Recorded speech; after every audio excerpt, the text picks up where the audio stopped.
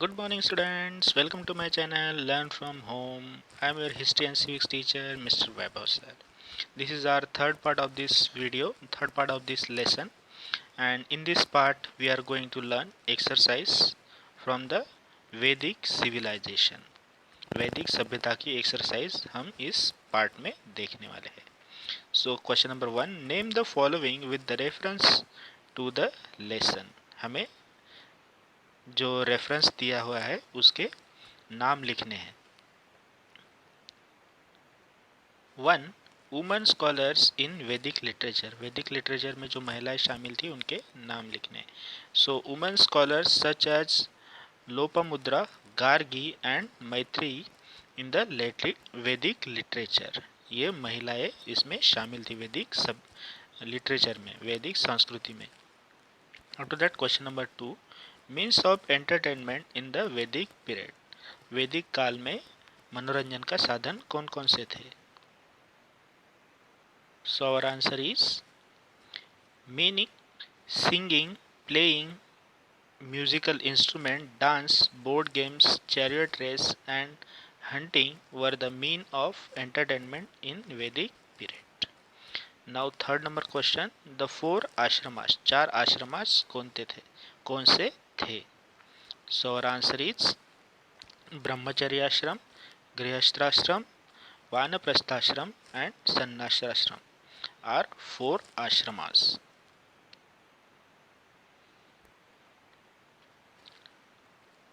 Question number 2, right or wrong, सही या गलत लिखना है.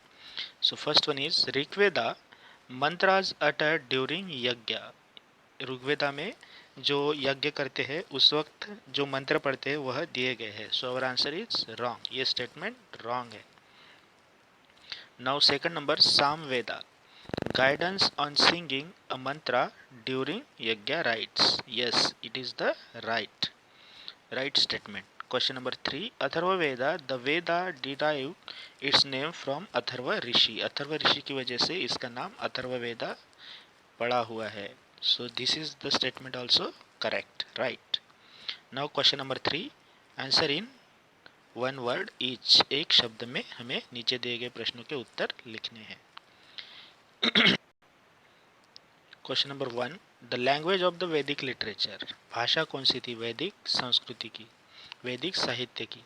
So our answer is Sanskrit. The meaning of Ved. Ved का मतलब क्या होता है? So our answer is no.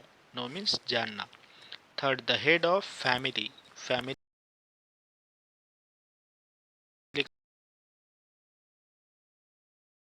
का क्वेश्चन नंबर 4, श्रेणी का मुखिया उसे क्या कहते थे? तो उसको कहते थे श्रेष्ठी. Our answer is श्रेष्ठी.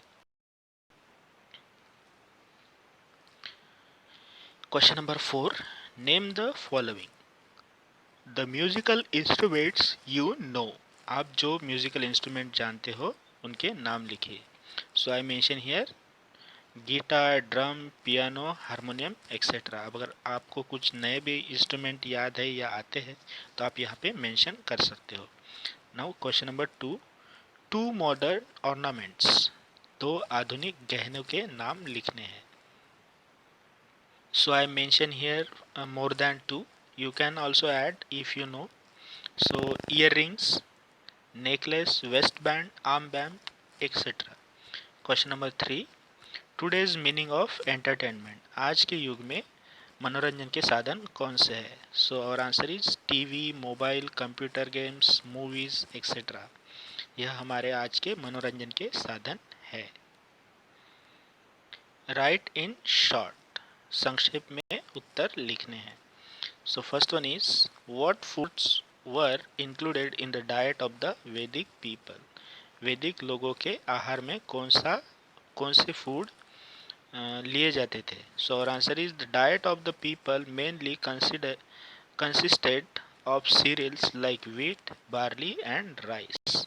सो उनके आहार में मेनली जो अनाज होता था वह यूज़ किया जाता था जिसमें व्हीट, बार्ली और राइस इंक्लूड थे. Now question number 2, why were cows prized highly. गायों की कीमत ज़्यादा क्यों थी? So our answer is cows were used as means of exchange. काऊ को, गाय को लेन देन के लिए यूज किया जाता था. That's why cows were highly prized, इसीलिए गाय की कीमत जो थी वह ज़्यादा थी. Question number 3, what was the man expected to do in sannyasashram. संन्यासाश्रम में इंसानों से क्या एक्सपेक्ट किया जाता था. So our answer is in sannyasashram the convection was to renounce all relations. जो इंसान होता था उसे अपने सारे जो नाते संबंध होते थे वह छोड़ने पड़ते थे. Lead life in order to understand the meaning of human life and not stay in one place. Life का मतलब क्या होता है वह समझना होता था. जीवन किसे कहते हैं, इंसानी जीवन किसे कहते हैं वह समझना होता था. And not stay in one place, और एक जगह पे बिल्कुल भी रहना नहीं होता था. यह संन्यासाश्रम में अपेक्षित किया गया था. Now question number 6, right note on. First one is the religious ideas during the Vedic period. जो धार्मिक विचार थे वह वैदिक पीरियड में, वह उसके बारे में हमें नोट लिखनी है. So our answer is in the religious ideas of the Vedic period forces of nature such as sun, wind, rain, lightning, storm and river were given the form of deities. जो उस काल के वैदिक काल के लोग जो थे वह नेचर, उन्होंने नेचर को ही, निसर्ग के ऊपर ही बल दिया हुआ था. और वह जो नैसर्गिक चीज़ें थी जैसे कि सन हो गया, वाइंड हो गई, रेन, लाइटनिंग, स्ट्रोम, रिवर, इनको ही वह अपने देवता मानते थे. Vedic compositions pray them to become life giving forces. सो वैदिक कंपोजिशन जो होती थी, वैदिक रचनाएं जो होती थी, उनमें उन देवों का, उन देवी देवताओं के लिए प्रार्थनाएं लिखी गई थी. द वैदिक people put offering into the यज्ञ फायर टू प्लीज देम. और ये जो वैदिक पीपल थे वह इन देवताओं को खुश करने के लिए यज्ञ में प्रसाद चढ़ाते थे. दिस ऑफरिंग वर कॉल्ड हावी. और वह जो प्रसाद चढ़ाते थे उसे हावी कहा जाता था. यज्ञ is the act of offering हावी इनटू फायर. और यज्ञ यह ऐसी कृति होती थी जिसमें लोग जो होते थे, जो हावी होता था, जो प्रसाद होते थे, वह आग को चढ़ाते थे. इनिशियली, शुरुआत में द यज्ञ राइट्स वर सिंपल. ये जो यज्ञ संस्कार होते थे वह सिंपल तरीके से होते थे, सादे तरीके से होते थे. लेटर ऑन, बाद में द रूल्स ऑफ यज्ञ बिकम हार्डर एंड हार्डर. और बाद में यज्ञ के जो रूल्स थे, नियम जो थे, वह कठिन से कठिन हो गए. The importance of priests went on increasing. और वो जो पुजारी होता था यज्ञ करने वाला, उसका जो महत्व था वह भी बढ़ गया था. Now question number 2, houses in the Vedic period. वैदिक काल के घर कैसे थे. So our answer is the houses during the Vedic period were earthen. जो हाउसेस थे वैदिक काल के वह मिट्टी के बने हुए थे. और वैटल या फिर बेत के, बांबू के, जो बांस से बने हुए होते थे, बांबू से बने हुए होते थे. एंड डब कंस्ट्रक्शन, लिपापोती किए हुए. Wattle means woven lattice of wooden strip which is dubbed with clay mix with cow dung. सो ये जो वैटल होते थे, वैटल मीन्स जो बांबू के जो बेड़िया होती थी, वह woven lactic of wooden strip, लकड़ी की पट्टियों से बुने हुए रहते थे. Which is dub with clay mix with cow dung. और इसको लिपापोती की हुई रहती थी. जो क्ले होता था, मिट्टी, और काउडंग मीन्स गोबर से मिक्स किया हुआ, जो मिक्स करके उसकी लिपापोती की जाती थी घरों की.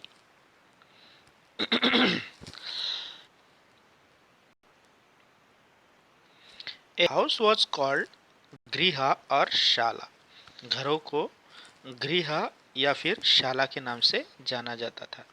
Now third number, political system in the Vedic period. वैदिक काल का राजनीतिक व्यवस्था. So our answer is in the Vedic period, वैदिक काल में each village had head known as gramini. हर गांव में जो मुखिया होता था उसको ग्रामीणी के नाम से जाना जाता था. A group of villages from Vish, whose head was called विशपति। और गांव का जो समूह होता था उसे विश कहा जाता था, और इन विश का जो मुखिया होता है उसे विशपति कहा जाता था। सेवरल विश फॉर्म जना, और ऐसे बहुत सारे विश को ज्वाइन करके जना बनता था। Later when the jana settle in into a specific region, जब यह जना एक जगह पे विशिष्ट क्षेत्र में सेटल हो गए, बस गए, it came to be known as a janapada. बाद में इसे जनपद के नाम से जानने लगे। द हेड ऑफ द जना वॉज नोन एज नृपा और राजा, किंग। और इस जनपद का जो हेड होता था, जन का जो हेड होता था, उसे नृपा या फिर राजा, किंग कहा जाता था। The main duties of the king, राजा की क्या कर्तव्य होते थे, क्या जिम्मेदारियां होती थी? Were to protect the people, लोगों का संरक्षण करना, कलेक्ट टैक्सेस, कर जमा करना, and run the administration efficiently, और प्रशासन जो है वह कुशलता से चलाना। In order to run the administration smoothly, प्रशासन अच्छे से चलाने के लिए the king appointed various officer, राजा जो था वह अलग अलग अधिकारी नियुक्त करता था। He the purohit, priest, and the senapati of the army were officers of special importance. जो पुरोहित होते थे, पूजा करने वाले, प्रीस्ट पुजारी, एंड सेनापति जो आर्मी का प्रमुख होता था, उनका अपना महत्व, विशेष महत्व रहता था। ऐसे अधिकारियों का अपना स्पेशल इम्पोर्टेंस रहता था।